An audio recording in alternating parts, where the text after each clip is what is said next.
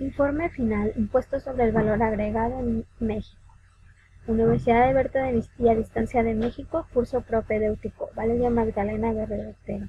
Sesión 8, actividad 2, presentación multimedia y exposición de resultados.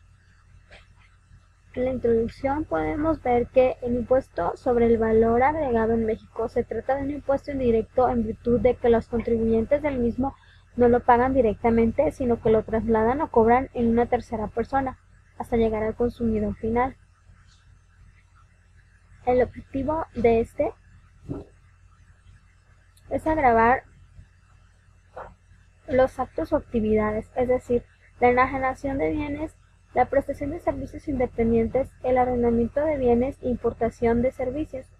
El objetivo de material es el valor que se va agregando a los bienes o servicios en cada etapa de la cadena productiva. Se trata de un impuesto indirecto en virtud de que los contribuyentes del mismo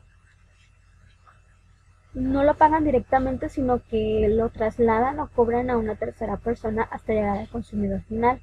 Este impuesto lo debes pagar cuando realices actos o actividades agravados por la ley del impuesto valor agregado. Es decir, si vendes bienes, prestas servicios independientes, otorgas el uso o goce temporal de bienes, realizas importaciones de bienes, de servicios, pagarás el IVA aplicado a la tasa general 16%. El propósito. El objetivo en sí del IVA, pues el artículo 52 establece que el impuesto al valor agregado que grava el valor de transferencia de dominio o la importación de bienes de muebles de la naturaleza corporal en todas sus etapas de comercialización y al valor de los servicios prestados en forma y en las condiciones que previa esta ley. Metodología. La selección y la recopilación de la información. Metodología. Para la recopilación de la información hice uso de los buscadores especializados. Uno de ellos fue el Google Académico, ese Cielo, YouTube, entre otros, los cuales tienen uso de fuentes confiables usando palabras claves como por ejemplo, el objetivo del impuesto sobre el valor agregado en México. Realicé una lista de buscadores para recabar la información. Esto me dio como resultado fuentes confiables para esta investigación. Opté por recopilar en un documento Word los links de las páginas con información más relevante, clasificando por primarias y secundarias. Todo mi material fue digital. Investigación de campo o bitácora de investigación. Me di la tarea de investigar en Google la dirección de un despacho contable en mi comunidad, ya que no contaba con muchas opciones. Elegí uno cerca de mi casa para que se me facilitara la visita, ya que la mayor parte de mi tiempo estoy en mi trabajo. Estuve en un lugar presente para poder dirigirme a algún contador y preguntarle si podía atenderme para hacer una pequeña entrevista. Estuve en el lugar presente para poder dirigirme a algún contador y preguntar si podía atender para hacer una entrevista. Se concretó la entrevista para el día siguiente. La persona se negó a grabar un audio o video, lo cual se respetó y se optó por recibir las respuestas en una libreta de apuntes. Al término de la entrevista, las preguntas que le hice al contador les documenté en un archivo Word con sus respectivas respuestas.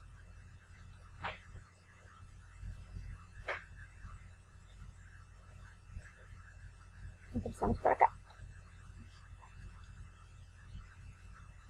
La planeación y la aplicación de la entrevista. Se hicieron aproximadamente 10 preguntas.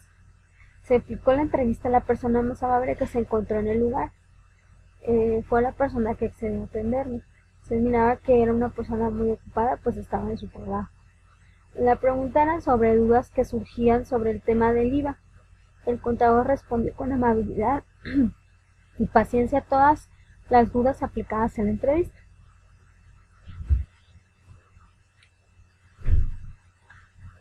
Ahora vamos a hablar de la aplicación de la encuesta y análisis de resultados.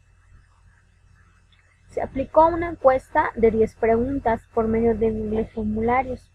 Las preguntas tenían como respuesta dos opciones, sí o no. Fue aplicada a personas de mi entorno. familia y amigos. Por medio de WhatsApp se les compartió la línea del navegador para poder contar con sus respuestas. En esta encuesta tendríamos como resultado el conocimiento que tienen las personas en mi entorno en el tema del impuesto sobre el valor agregado.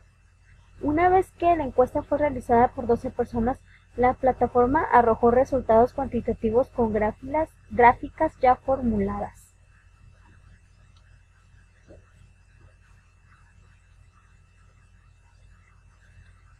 Antecedentes del tema. Vamos a checar los antecedentes del tema del impuesto al valor agregado.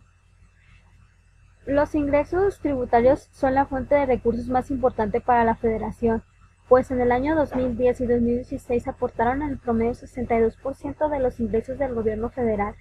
Para el 2016, aportar el promedio del 62.9% de los ingresos del gobierno federal. Para el 2016, la capacitación de ingresos tributarios ascendió a 2.716.218.9 millones de pesos, lo que presentó el 76% de los ingresos del gobierno federal. Dentro de los ingresos tributarios destacan por su comportamiento el impuesto al valor agregado, que es el segundo más importante al aportar el 29.1% de la recaudación total tributaria. En este sentido es importante precisar que el IVA es un impuesto indirecto que agrava el consumismo de los contribuyentes y no repercute directamente sobre los ingresos, sino que recae sobre los costos de producción y venta de las empresas, que se traslada a los consumidores mediante los precios. Con respecto a la recaudación del IVA, el cual es un tema muy sensible para México, el país solo recauda el 30% del potencial recaudado del IVA, lo que nosotros llamamos como BRR. La recaudación del IVA alcanzó solo el 3.9% del PIB en el 2010, la más baja de nivel OCDE y la segunda más baja en América Latina. El promedio de América Latina es el 6%, México solamente recaudó el 30% del potencial recaudado y nosotros hemos calculado este 30% al determinar la diferencia entre la recaudación actual con la recaudación que se podría obtener en un sistema puro del IVA. Es decir, con la aplicación de tasa estándar en toda la base imponible, 18 centros de estudios de las finanzas públicas potencial y una recaudación de 100%.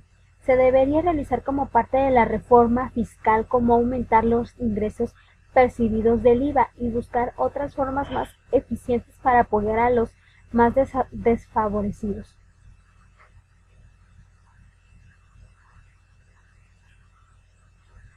Concluyendo con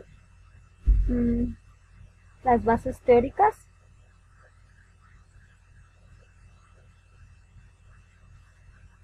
Si bien el objetivo principal de esta herramienta política fiscal es recaudar los recursos necesarios para solventar el gasto público, también ha demostrado ser un arma potente para mejorar las sociedades a través de la redistribución de ingresos. El IVA esconde efectos distribuidos extremadamente difíciles de cuantificar, a los cuales interaccionan de forma heterogénea y afectan de forma desigual al consumidor final. Si el tributo presenta una incidencia, actualmente el total de los ingresos fiscales del gobierno federal presentan el 17.4% del Producto Interno Bruto, nivel por debajo del promedio que presentan los países de la Organización para la Cooperación y Desarrollo Económicos OCDE, incluso de otros países de América Latina. Podemos percatarnos que se trata de un impuesto financiado por el consumidor luego de adquirir y comprar los productos, es decir, impuesto es proporcionado al valor de los productos o servicios que hayamos adquirido. También sabemos que se debe ser equitativo. El que más gana más aporta en función lo que son sus ingresos. Están obligados a realizar la retención de impuesto que se traslada de los contribuyentes que se ubique en alguno de los siguientes supuestos: instituciones de crédito que adquieran bienes mediante dación en pago o adjudicación judicial fiduciaria.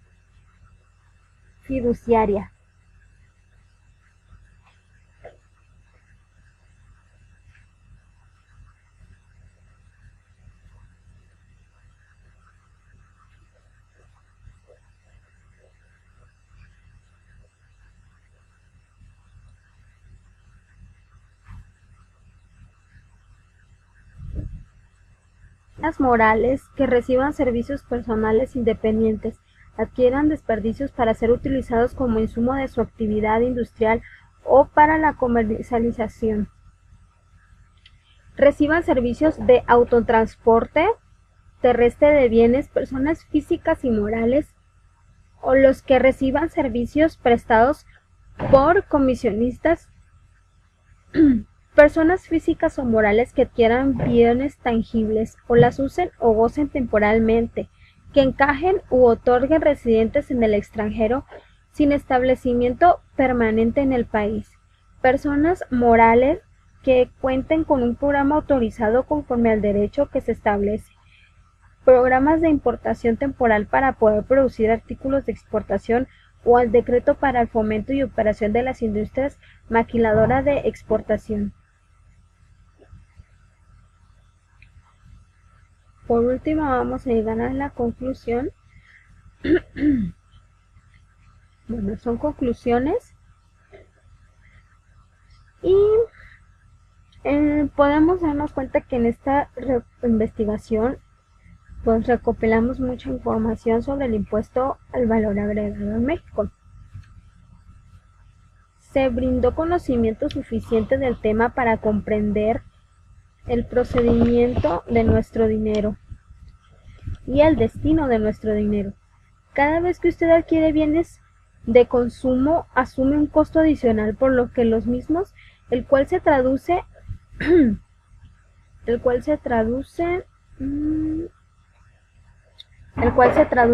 el conocido impuesto al valor agregado. Este impuesto que se cobra en el momento de la realización, consumo o compra de productos, servicios, transacciones comerciales o de importación. El IVA es un impuesto indirecto, es decir, que recae sobre los costos de productos y venta de las empresas y se devenga de los precios que paga el consumidor final por dichos productos. Por el contrario, los impuestos directos repercuten directamente sobre los ingresos, como por ejemplo la declaración de renta.